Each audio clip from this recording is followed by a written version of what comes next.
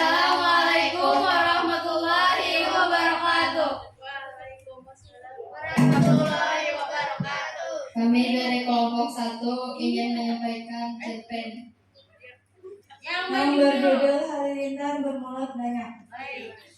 Hiduplah seorang lelaki setengah tua, bertubuh tinggi dan kekar juga pemberani. Hidupnya lebih banyak di dalam hutan.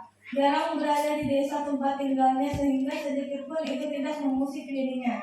Sebab anjing yang berbunyi itu adalah temannya. Setiap masuk hutan dan berbagai bunyi lainnya itu tidak asing lagi di telinganya. Di usia 50 tahun, Amang Ibu sudah lebih banyak tinggal di rumahnya. Karena kondisi fisiknya dan akhir-akhir orang-orang desa selalu berada di rumahnya dan tidak pergi lagi. Beberapa tetangga sering datang ke rumahnya. Mereka bertujuan silaturahmi dan mendengar cerita-cerita selama Amang Ibu berpetualang dalam hutan. Banyak pengalaman menarik yang dialami Ibu selama berada dalam hutan. Tatkala Amang Ibu sedang beristirahat, duduk. Karena kondisi fisiknya di akhir-akhir ini ia tidak lagi mampu berkelana, hanya menetap menikmati sisa-sisa dan banyak bergaul dengan tetangga serta masyarakat lingkungannya.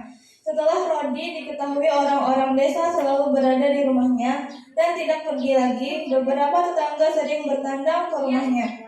Mereka bertujuan bersilaturahmi dan mendengar cerita-cerita selama Rodi berpetualang dalam hutan. Banyak pengalaman menarik yang dialami Rodi selama berada dalam hutan. Tatkala Rodi sedang beristirahat, duduk di bangku depan rumahnya ada 3 pemuda yang bernama Arif, Aji, dan Toba singgah menemuinya. Inisiatif singgah ini dari Aji, keponakan Rodi sendiri yang sudah mengetahui bahwa pamannya punya banyak cerita menarik dalam menjelajahi hutan. Sangat banyak pengalamanku selama menjelajahi hutan, ujar Rodi. Kemudian dia melanjutkan pembicaraannya. Ceritakan semuanya, Rodi, sahut Arif. Rodi pun mulai menceritakan pengalamannya.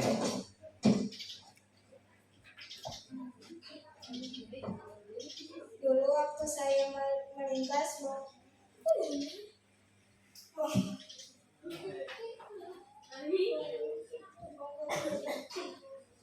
Gunung, sebuah anak gunung yang tidak terlalu tinggi, namun dipenuhi tumbuhan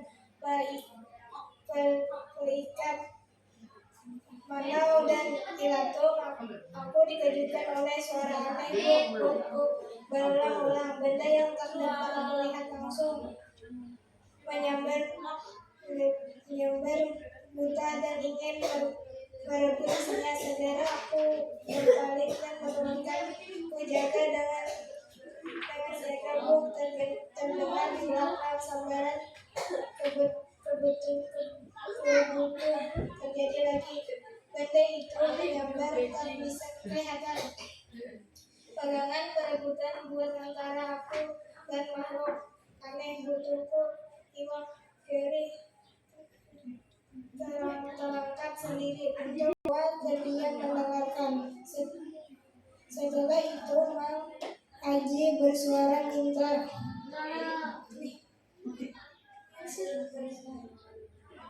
diteruskan. Merasa lega sebab tidak ada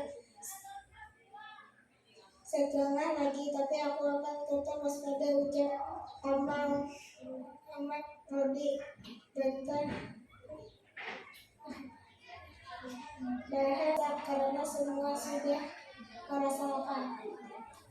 Pada saat aku ingin menyalakan kayu bakar, kembali terdengar tali buta gantung pada sebelah bahu bagian kiri. Tidak seperti biasa di belakang. Aku terus menyusun kayu pada tungku batu untuk dinyalakan. Berbarengan aku menyalakan korek api, sambaran benda aneh itu kembali menghantam buta. Dan secara tak sengaja, bila korek api yang sudah menyala terlepas dari tanganku dan jatuh ke dalam buta. Apa yang langsung menyulut ke laras, pembungkus iwak garih terbakar kecil. Saat itu langsung tercium bau hangit, bau suatu bulu terbakar, bukan bau ke laras yang angkuh. Seketika itu juga dengusan angin terdengar bagai sesuatu yang terbakar, meninggalkan putaku.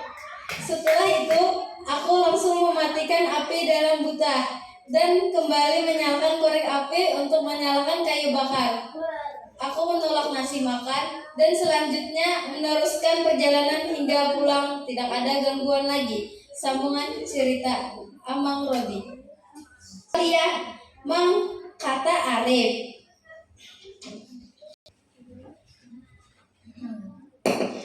Begitulah salah satu peristiwa yang pernah kualami di dalam hutan. Tapi itu pengalaman yang sangat berharga, dan dari kejadian itu pula perjalananku di dalam hutan tidak pernah terganggu lagi oleh makhluk yang satu itu.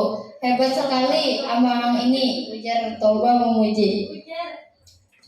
Punya tenaga dalam ya, Mang, sampai makhluk itu dapat lari ketakutan, ujar Aji. Macam-macam kau ini. Rodi setengah menungkas ucapan Aji, lalu sambung Rodi.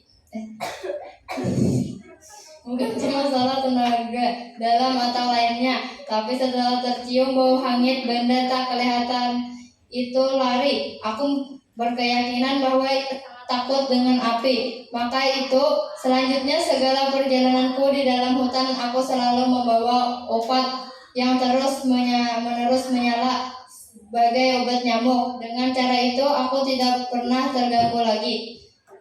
Rodi baru pertama kali melihat gerakan lompatannya yang sangat cepat seperti kilat menyambar.